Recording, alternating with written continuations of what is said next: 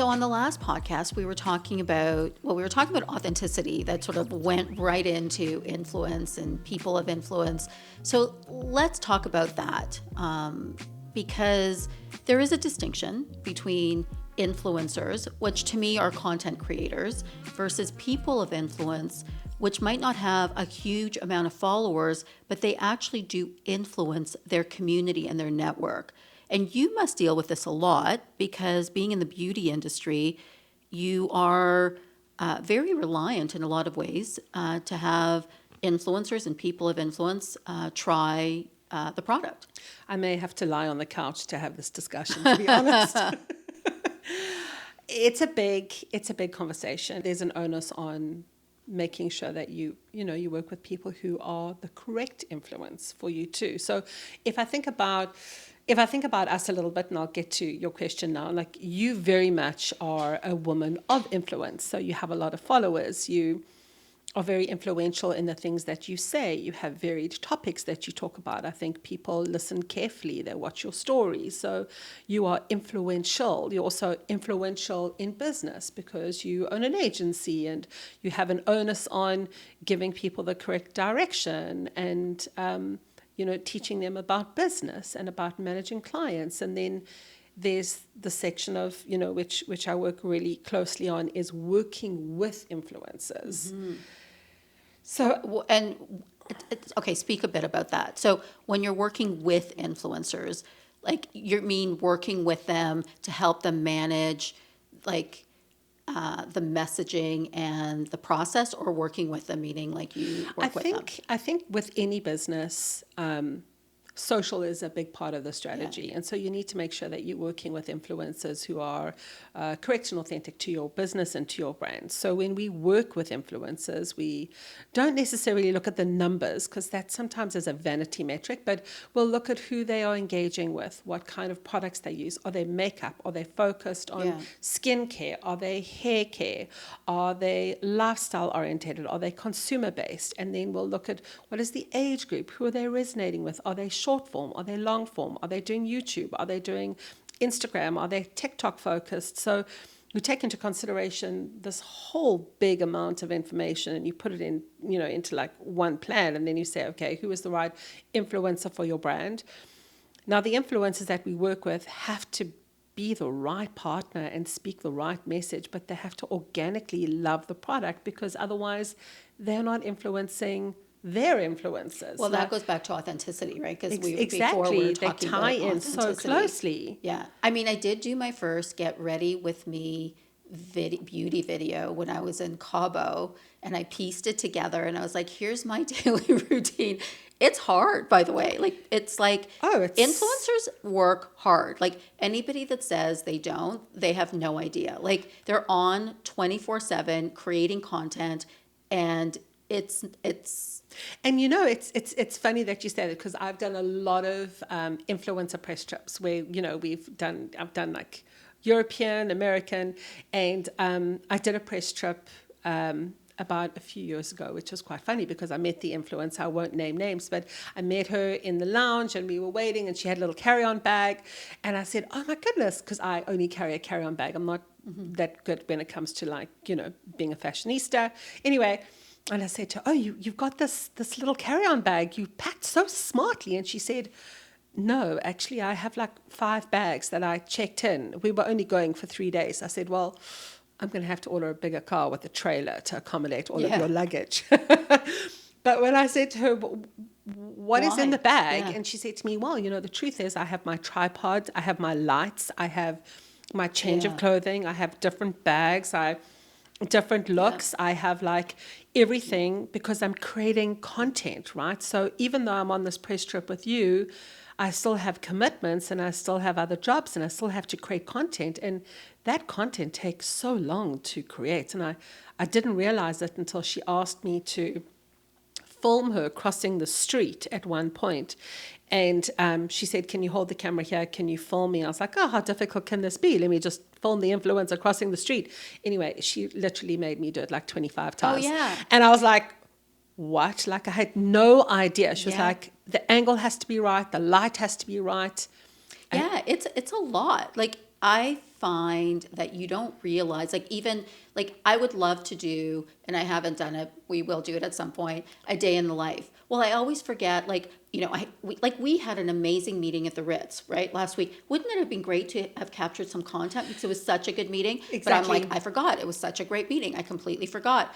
I had this other really awesome meeting that was like, oh, I should just do a clip. But it was such a great meeting. I forgot to take a clip. So it's like, it's so hard You need to be, when you're an influencer, you need to be front and center. all the time. And like, yeah. And there's no second chances. Like you have to get it right. Yeah. And I think that leads to, you know, partnering with the right influencer that has the right message. But there are two other things when it comes to talking to influencers, and that is briefing an influencer properly is an important part. I think if you want to get the best result, what you put in is what you get out.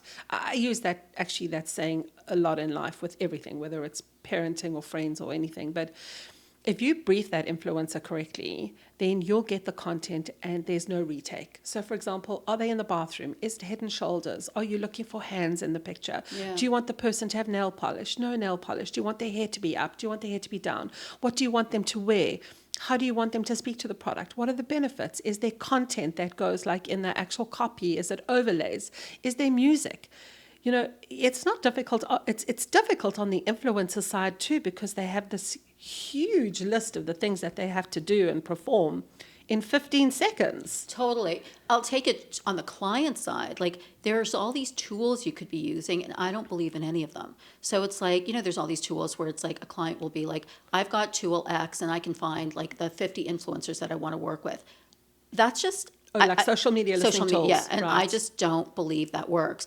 I think as an agency, one of the things that we offer is that we will actually look for the right influencers, reach out to them, obviously get all the statistics, the numbers, but then it just, to me, just feels like we're partnering with people. Like I get email, like DMs all the time where someone's DMing and saying, oh, I noticed that you posted about brand X. Will you partner with us? And I'm like, you clearly know nothing about me.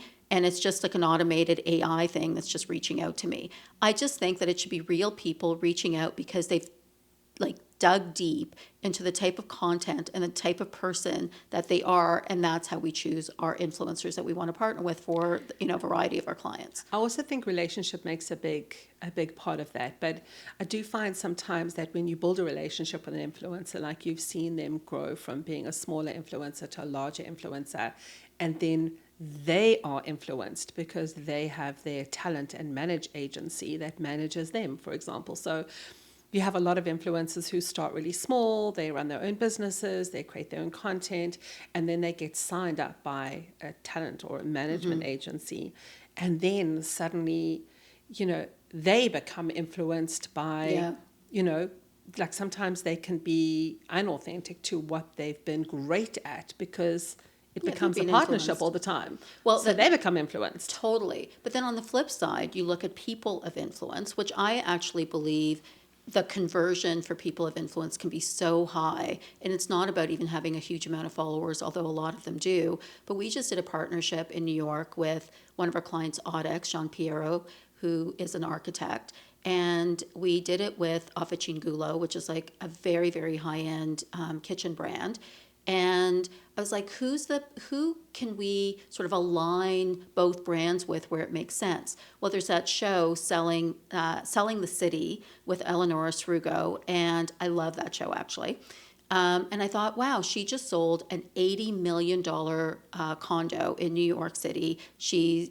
That was the highest sale in New York in 2023. So we called her up. Actually, my friend Craig introduced me, and we ended up doing an event with her. She's not an influencer, but she's definitely a person of influence within that category. And that to me feels authentic. I couldn't agree more. So, for example, we did a partnership with Lisa Laflamme. It was a campaign called Because of My Age. And, you know, there was a lot of storytelling around Lisa before we did the partnership. And she was a fantastic partner and spokesperson for this campaign because she spoke about her age. She spoke about how she's aging. She spoke about her skincare during aging. And so it made it such a good partner for like so many elements. One, because she was authentic to the brand. Two, because she was true to what she was saying in terms of how she was feeling and how her skin was reacting. And she did this great narrative on Advanced Night Repair, which is Estee Lauder's #1 selling serum. But she was a great partner for us because she was a woman of influence, being influential in who she was, being authentic again to who she is and to the brand.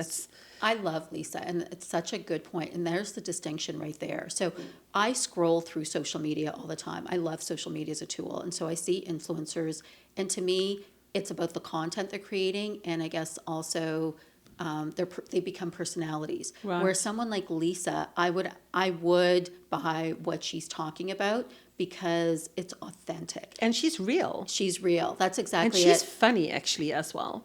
She's She- got a great sense of She humor. has a great personality. I mean, that's a whole other kettle of fish of, I think I don't even know if we're allowed to talk about this, but they let her go. It was during COVID because one of the reasons was ageism, wasn't it?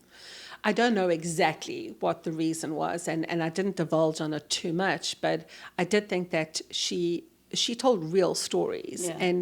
and she had been a woman of influence in all of her categories that she covered in media and news, and still I think continues to be a woman of influence for us in Canada. Yeah, I would agree.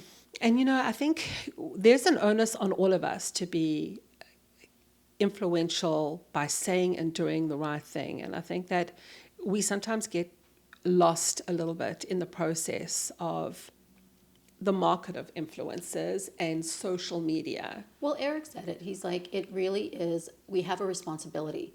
And what I do appreciate about what's happening on Instagram these days is that the content that does the best is the content that looks more raw.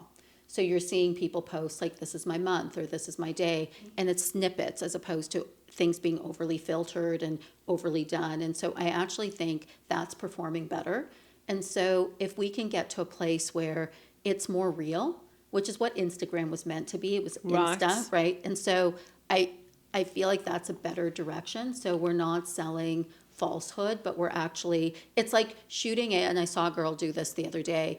She was filming a get ready with me, makeup video, but she already had makeup on. Like you could tell, like she was definitely, it wasn't like a raw face. It was like she already had her base, she had her foundation, and then she was But putting I think foundation on top of that. consumers now know that that's not real. I think that and the younger generation also, I think, is very kind of influenced correctly. Like Yeah. they're happy to say what they feel is real and what isn't. Totally. They would call you out. I mean, Yeah, which is a good thing because I'm like, I don't like that. I'm like, if you're going to do a video like this, I actually want to see like your skin and the difference that all of the stuff has on your Yes. skin. Like I started, there's a foundation that I love, and I bought it because I actually saw Martha Stewart put it on. did you watch that documentary? She was so good. She was great. She was great. She's like a powerhouse. Totally. But again, she's a person of influence. And so I guess, maybe to wrap this up,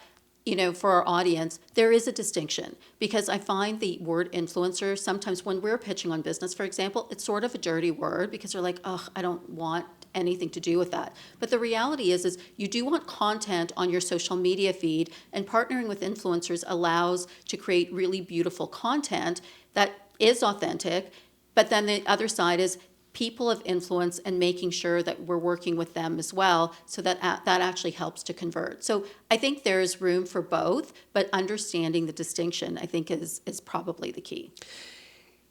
Listen, I wish we had more time to talk about influence. As I said, I'd like to lie on the couch and talk about it because I feel like there are so many things. But I do think like at what point do influencers actually move the brand and at what point do they create the awareness? So it's a big discussion. And I think that now in the financial person says, okay, we spent X amount on influencers. Where did we see the numbers? And sometimes it's hard to quantify immediate results. But I do think that people of influence and influencers do actually eventually drive a very strong awareness. Well, it also depends on the industry because in real estate, for example, when we're trying to create awareness for a condo project that starts at $10 million and goes up to $85 million.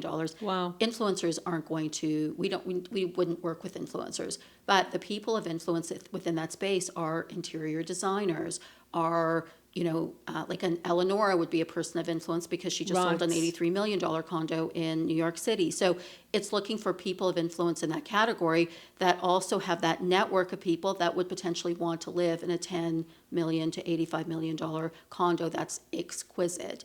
But so it's making sure that you're finding the right circle of people. I actually have an excellent influencer for you to create content. She comes very, very highly priced though, but she's exceptionally talented. You're looking right at her.